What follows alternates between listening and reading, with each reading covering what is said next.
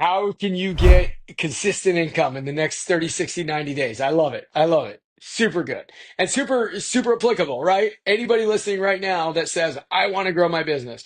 So here's the answer, right? I promise you, anybody that's done any business has had a conversation with an agent that is doing business with somebody where you're like, holy crap, this person, I don't even know how they got a driver's license, much less a real estate license. Like, what the heck? Like, where is this coming from?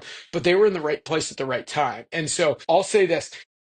I would bet on the person that talks to 1,000 people a week who is terrible at real estate over the person that talks to 10 people a week who is super gifted at real estate, right? Like, just because you're just going to throw yourself in the path of success by just getting lucky if you talk to enough people. I used to own real estate brokerages for Keller Williams. We used to own market centers. And then I used to coach for them. I started coaching for them and did that for a little while. Really became passionate about coaching real estate agents and entrepreneurs, and really this idea of I always hated the like that hustle grind mentality, like that Gary Vee came out with a while back, to work 24/7 and 9 days a week and all that stuff. And so I always kind of started getting more into systems and leverage and helping people build businesses. And then from there, I actually went on to, we started a kind of a done-for-you concierge transaction coordination company. And that led me into actually helping people staff virtual assistants. So we do some of that. So we're all just about, helping real estate agents and entrepreneurs grow their business, leverage, and really do that without working 24/7 is the idea. Yeah, so I actually started KW myself. Well, I started with a discount brokerage because I was flipping houses, and then read the Red Book, and it made sense. Moved over to KW and started building a team. Built a pretty big team, and then all the businesses around it: title, mortgage, insurance, construction, all that stuff, and actually became the EXP about 3 years ago. Last year, we did about, we still do a lot of creative stuff, flips, wholesale innovation, all of that. And last year, we did just under 550 transactions. And yeah, it's been just a spectacular ride. That's awesome, man. Congratulations. That's really cool. And so is that 550 your team or kind of your organization at EXP? My team. Okay. So I've got last year we had around 40 agents where we've got a goal to get to 100 on the team, and yeah, and go from there. So we were right around 300 million in volume, top 20 at EXP, and yeah, that's it. Spectacular, Chris. Congratulations on that, man. That's amazing. Thanks, brother. And Thanks. where are you Appreciate it. located, by the way? DC area. Oh, okay. All right. You're on the East Coast. Yeah. Gotcha. Absolutely. Awesome. So I'm in Dallas. We left LA in 2021, early 21, and moved out to Dallas. Just found a great city to raise our kids, and just kind of felt like it was a better family atmosphere here than what was going on in LA at the time. Yeah, I can imagine. Yeah, LA kind of went crazy. I mean, it had been going crazy for a long time, but then they just went totally nuts, and then the stuff they were doing with kids just wasn't jiving with me, so we had to find something else. Yeah, so moved to Texas. Exactly. Like a lot of Californians, man. Yeah, for sure. Are For you from sure. that area originally? Yeah. I grew up here. My boys go to the same high school that I went to, which is kind of cool. We built a house about 3 years ago there. My wife went to a neighboring high school. We went to a local school. And then, I was on staff with an organization called Young Life for a while, and then was a pastor for a long time. And so, Wow. um, went to a seminary like remote, and then went to another, got a doctorate in leadership from another remote group. So like I've been here my whole life. Are you stressed out juggling? Oh, shoot, I really can't juggle. Now my dog's gonna grab all of it. Okay, listen, this video is brought to you by All-Star VAs. Are you stressed out juggling your calendar, your email, all of the tasks you have to do, plus your personal life, which doesn't leave you any time to actually do the stuff that you got into real estate to do, like going on client appointments, negotiating deals, all the fun stuff. Look, if that's you, I have a solution for you. My team of all-star virtual assistants helps me do all of those things so that I can do the stuff that I love doing. And we can install an all-star virtual assistant for you in your business, whether that's an executive assistant, a social media manager to blow up all your accounts, a marketing manager, an inside sales associate, a customer care manager, and plenty of other positions starting as low as $4 an hour. All you got to do is go to allstarvas.com, book a call with our team. We'll tell you all about the program and see if it's a fit for you. All right, back to the video. That's awesome, man. So Chris, let me ask you a question that came up. So we do a huddle, our organization, every morning. And one of the questions that came up today is like, with the way EXP is set up, you know, we have these organizations and all this cool value. What is the value of someone joining a team versus, let's say, a new agent, you know, starting out kind of on their own and maybe just jumping into one of these EXP groups and, you know, just kind of piggybacking on what they're already doing, kind of the difference there. I've been asked that question a few times in the last week, coincidentally. So since you're running a huge team, it's a good one for you. Yeah. Well, it just all kind of depends on what you're looking for, right? So some people want to just do their own thing completely and they start like their own brokerage and do their own thing, which frankly, I don't think that starting a brokerage, unless you're going to go massive, is worth your time. And then the next level out is, you know, I do think EXP kind of has solved the model that Gary Keller was trying to solve with expansion with, you know, kind of the rev share organizations. But again, every organization, like leadership is leadership. And that's the problem with EXP is that like a lot of times people will say, oh, I worked, you know, I was part of EXP before, you know, the same thing with Real, same thing with any of the other ones. But, you know, they'll say, oh, I was part of this before. It was terrible. Well, the reality is a Big Mac is not a Big Mac wherever you go. It's like, you know, the thing about EXP is it's just a platform. That's all it is that like handles your transactions. It's who you're in business with that absolutely dictates the future. And everybody that's ever done anything at a even mediocre level will tell you it's the people that you surround yourself with that will make you either fly or sink. And that's where it's just so important to be in business with people that are going to help you be better, right? And so that's where joining EXP it only really is a good thing if you got people that are invested in the people that join under them, right? And so one of the things that we've looked at, and you know, if you've got a big organization, I'm sure you look at it as well, is like you literally become business partners with these people, and then they entrust their career to be linked with you, right?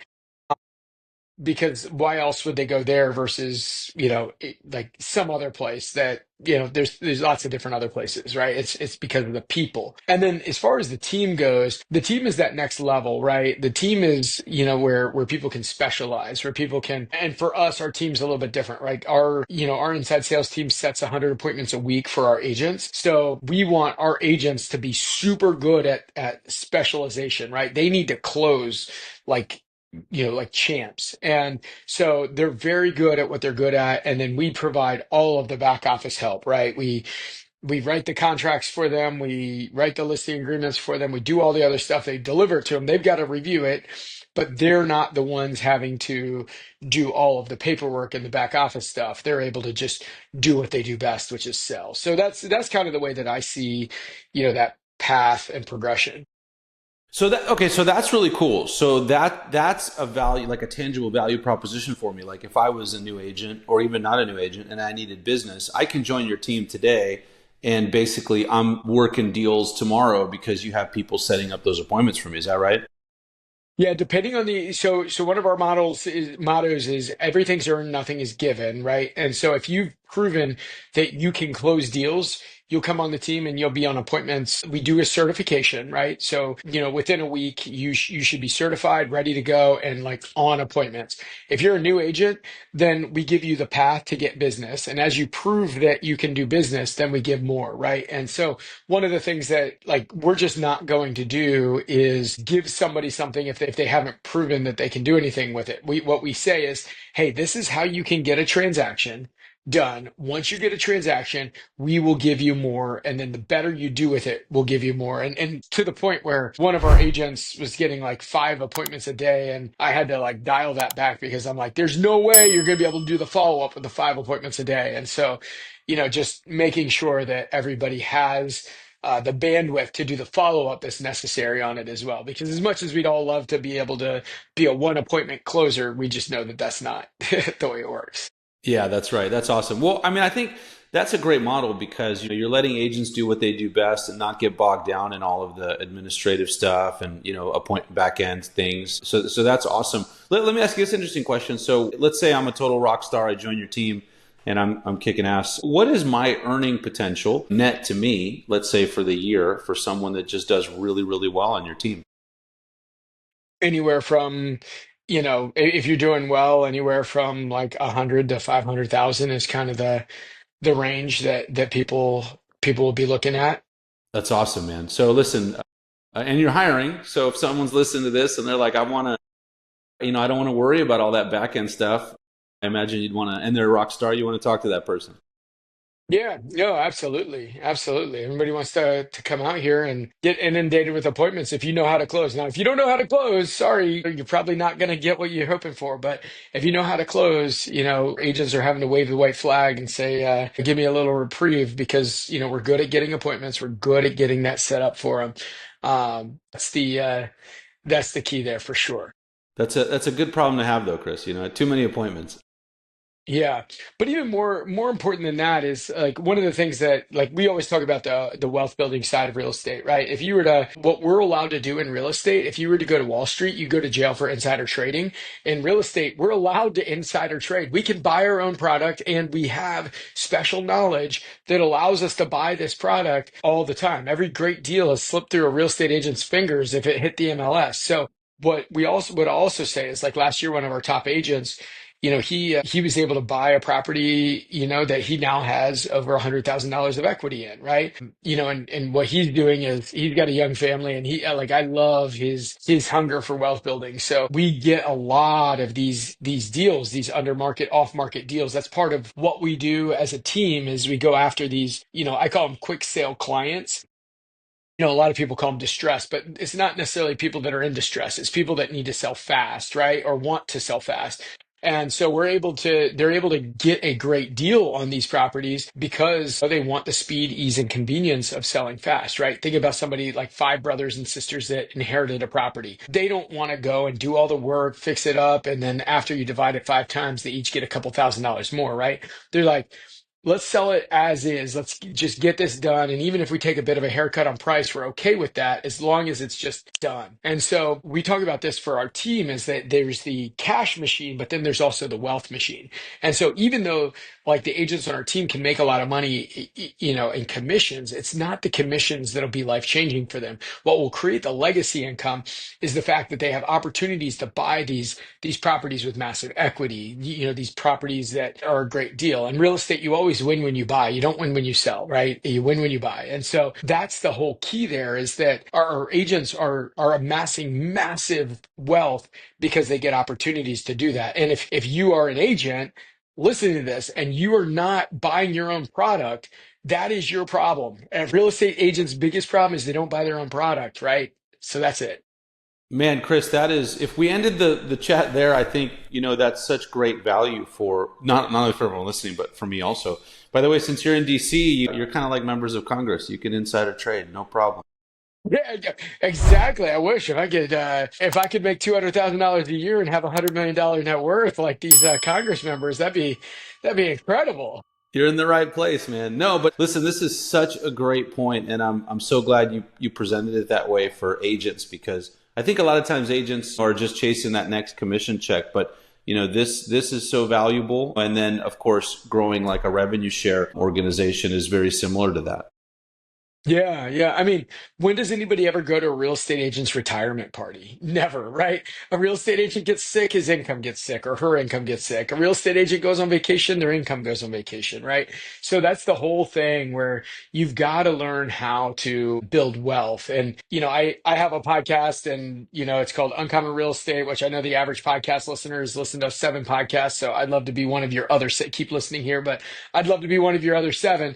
But like my definition that I talk about about of wealth all the time is wealth is when your money works harder than you work, right? And so as much as it's important to build that cash machine where we're earning a high income, that's all taxed at a high level. If you really want to build wealth, you've got to understand it's through building the non-taxable wealth, right? Your equity that you can really change the game for you and your family and your legacy and all that equity you can take out in the form of loans that's non-taxable, right? So there's so many options there where if you're not giving the government 50% of the money that you're making, you can amass a lot more money and you can do good with a lot more money.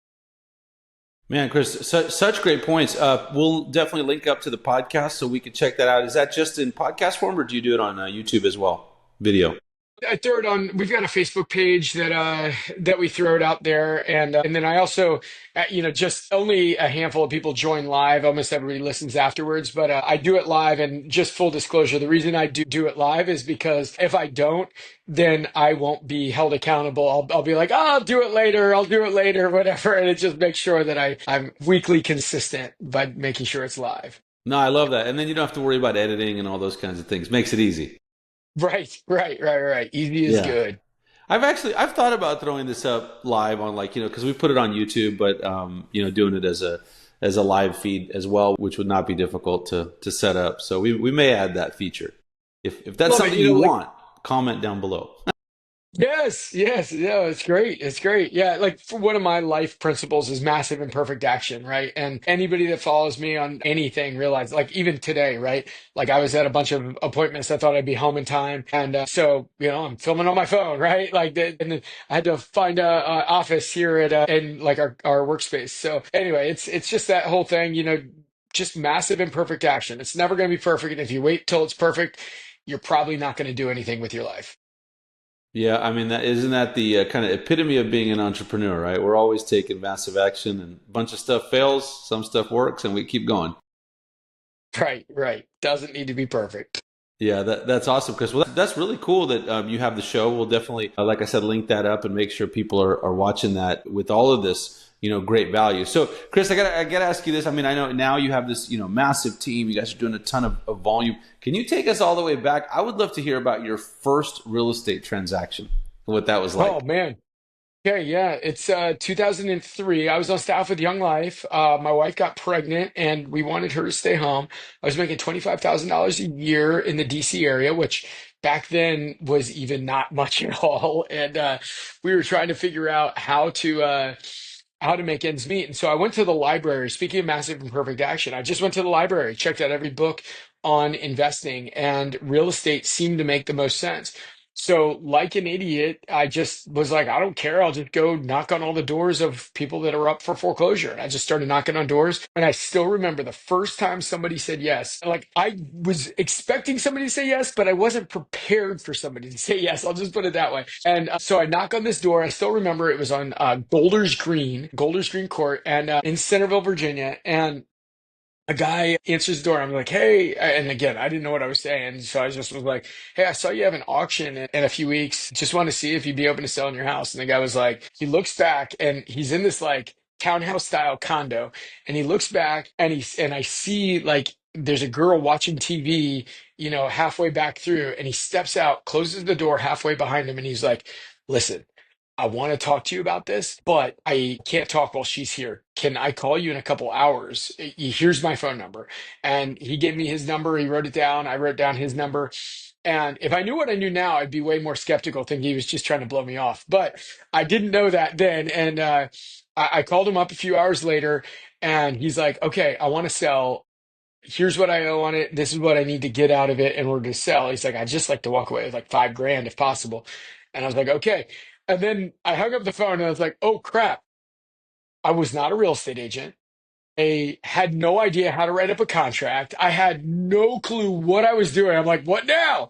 And so I just called a real estate agent friend of mine and was like, hey, I got a deal. I think it's a deal. And it was before Zillow and everything gives estimates. So I'm like, it seems like it's way under what market would be.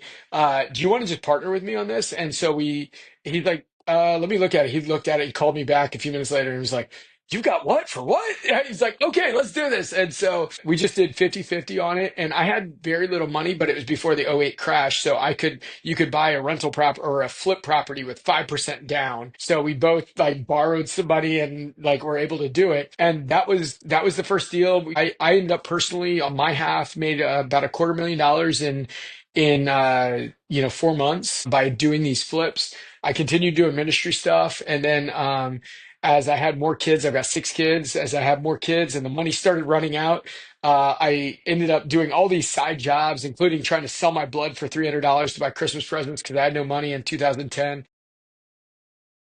I started flipping houses again, and then one thing led to another. Somebody gave me Gary Keller's Red Book, The Millionaire Real Estate Agent, and it made sense to me. And so we just started building a real estate team around finding these distressed properties. Wow, Chris, what a cool story, man. And by the way, testament to exactly what you said earlier. It's like massive imperfect action. You didn't really know, but you just went out and did it.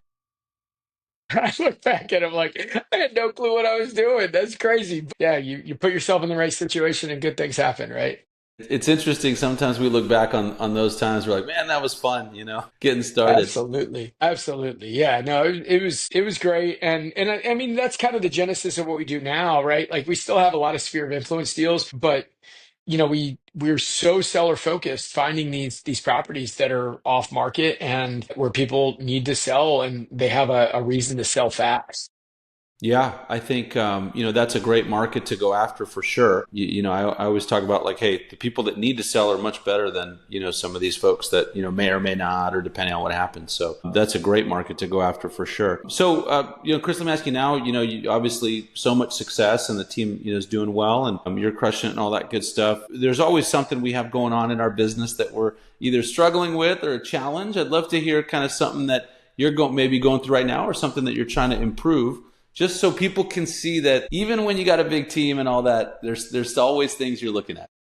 Yeah, I mean, that's the funny thing. I was speaking at a conference a number of years ago. It was the first conference I spoke at with like a bunch of like the celebrity real estate agents and the people that I listen to on podcasts and stuff. And all of a sudden I was one of them. And then we had dinner afterwards. And it was so funny because everybody's talking about like the realities of their business, right? Because up on stage, it's like, their business looks like a Ferrari. But then when you're sitting down talking at dinner, it's like, oh yeah, but if you look under the hood, it's still got some rusted out cylinders. It's not really like a fine-tuned machine completely. Everything's always working harder. And even last year, right? I was joking with somebody, last year was the hardest market since 1995 as far as the number of transactions. And we were up 30%. So I was really happy with where we were last year. But we were working so hard to be up. It really felt like an NFL game where we won the game 7-9, right? Like it's just a grind to get to the W. But as we're looking at it now,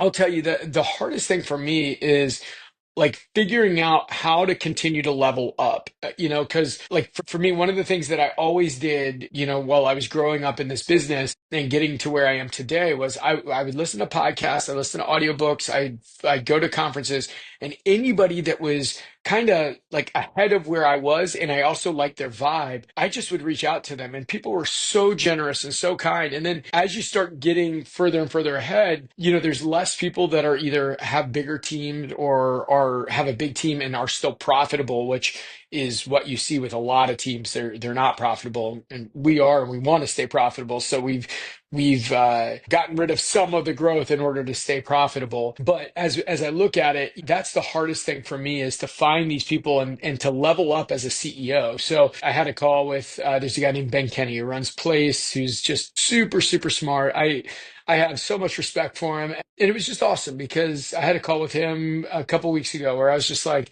help me think, like, how does the CEO need to be thinking right now? And he'd like, define your question. You don't get a good answer if you don't get a good question. And right, just started making me think, okay, what am I doing with my day? Am I auditing my day so that the things that I'm doing, are they moving the needle a little bit, or are they like moving the needle where I can double my business? And the really interesting thing was I thought there were a lot of things that I was doing that were going to double my business, and he kept pushing back, being like, that'll move the needle, but it's not going to double your business. You got to think differently if you want to double your business. And so that's for me, that's like the big thing is like no longer allowing what's been comfortable to get me here to stay in my comfort zone, right? Like audit your time, look at it and say, is this going to double your business? And let somebody that's a little bit further ahead of you like ask you tough questions about what your strategy is, right? Don't be so proud and arrogant to think that you can figure all this stuff out and that you can see the things that, other people can look in and see very easily, right? And so that's, I played sports forever. I coached sports forever. And, having a coach that can see things that you don't see when you're playing is just so helpful. Yeah, I mean, Chris, such great advice. Ben's a great guy. Obviously from the old Keller Williams days. I ran into him at conferences and stuff like that. And one of the things you said, which I think is so important, is not being afraid to reach out to people and asking them for help. I mean, people are always afraid. A lot of people are afraid to do that, but then when you do it, it's like those people are so excited to help you out and be generous with their time. Yeah. Oh, yeah, absolutely. And one of the things, so somebody called me this morning, and it was just so interesting because he had some specific questions to ask me, and I had this. Like my son, he's trying to make it in Broadway, right? He's at a conservatory up in New York and trying to make the whole musical theater thing happen for him. And we've got a handful of friends that have been very successful in that world that he had the opportunity to talk to. And I was like, okay, son, I can set up a call with them. We'll call them. We got to ask questions. Tell me what questions you're going to ask. And he told me the questions and like, how did you make it? Or like, how did you, make it? And I was like, son, that is a very broad question. That's not an exciting question for somebody to answer. Like, you've got to get specific. If you want somebody that is excellent at their craft to really dive in and help you, the quality of your questions will show them the quality of the person asking the question. And if they feel like you are somebody that really is asking a good question, they will want to spend a lot of time with you. Yeah, that's such a great point and a great learning lesson for him. It's funny, we're going through similar stuff, but not Broadway. I went on a first college tour with my older son yesterday.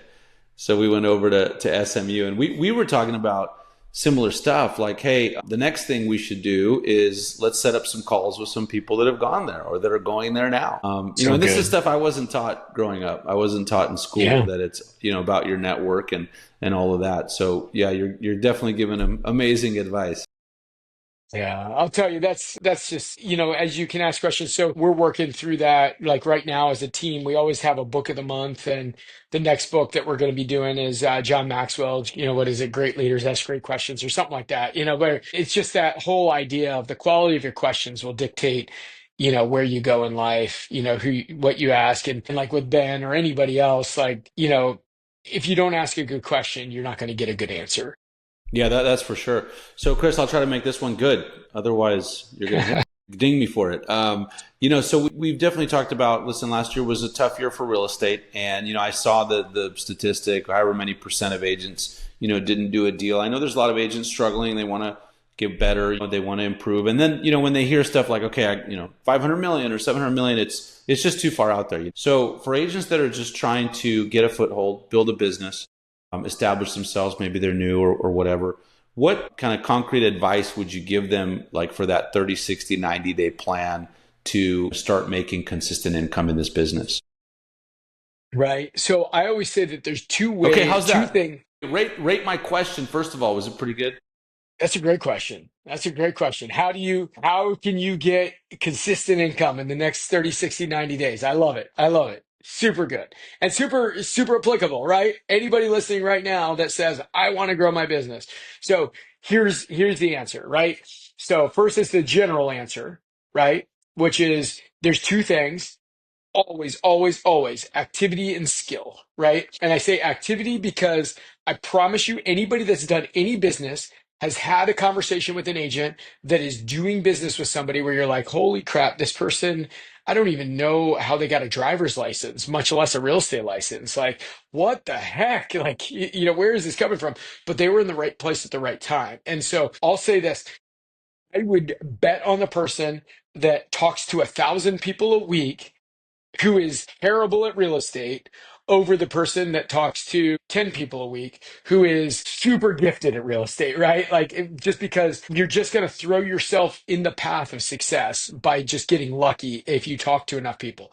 And then skill, your business grows to the extent you grow, right? Like, the more you do it, the better you get at it. And even if you don't do it well, you will start, things will start coming together. So activity and skill, talk to more people. And then what do you do, right? Like, who are the activity? Who are the people that you talk to? This is where, like, there's riches in the niches, and you've just got to decide what you're going to do with everything. So if you have a sphere of influence, a big sphere of influence, right? Then okay, you're calling your sphere of influence, and you're calling, and I say, I think you need to talk to 20 people every single day and do an hour of education every single day. So listening to something like this is a perfect hour-long education, right? Somewhere around an hour, right? So, like, those are the things that you need to be doing every single day, and talk to 20 people. Like, and if you want to do okay, 10 people is fine, right? And you just calling them and asking how they're doing, what are they up to, what's going on, right? If you haven't talked to them recently, you're just catching up, right? And they're gonna talk to you, right? So that's an easy thing. Then after you've gone through your whole sphere of influence, set up an event that you're inviting them to, like rent out a movie theater. It'll cost you, a couple $1,000. Get a lender to help you with it, get a title company to help you with it, get somebody to help you with it, so it doesn't cost you that much money. Home inspector, all the other people will chip in. I promise you they will. Your mover, everybody else will. And so it ends up being super cheap. And then just invite them to a blockbuster movie, right? And there's a law of reciprocity. When you give somebody something, they always want to give something back. So there you go. Boom.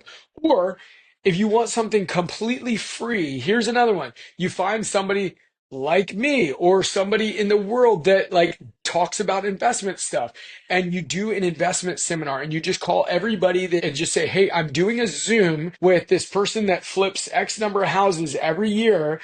And I don't know if you're like me, but I love watching HGTV and seeing, like, what it looks like. And if you've ever thought about any of this stuff or interested in it, I can get you an invite to this, and it's at this time, and you just invite them to it. Most people are going to say no, but the fact that you're calling and giving them something makes them want to give back. Those are the easy ones. Then if you want to just get, like, dialed in and make big bucks and do really well, you get a pre-foreclosure list, and you just dial for dollars. You just get that list and you start calling people, let them know. And some people say, don't tell them that there's a foreclosure. Say there's a foreclosure. Talk about it, right? Push on that pain and say, I've got a solution to your pain, right? If you got a headache, it's bad for you, great for Tylenol. Be Tylenol. Be the one with a solution to their headache.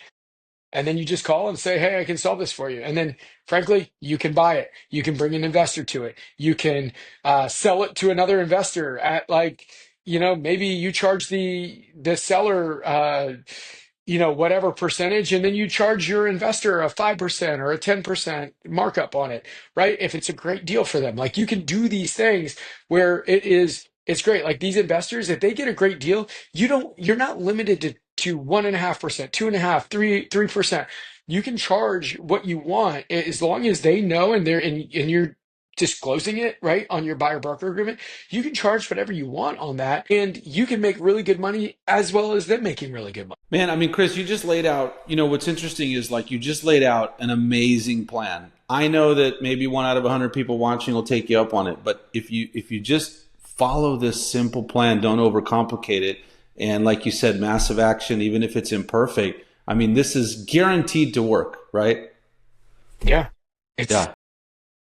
I promise you, if you talk to people, whether it's invite them to whatever, I promise you, you will have business show up. But again, it's like diets, right? Everybody's like, I tried calling, I talked to 30 people, I talked to 50 people, I talked to 100 people. And I'm like, yeah, okay, well, it's like I planted some seeds and they didn't grow up the next day. Like, keep planting the seeds and keep watering the soil.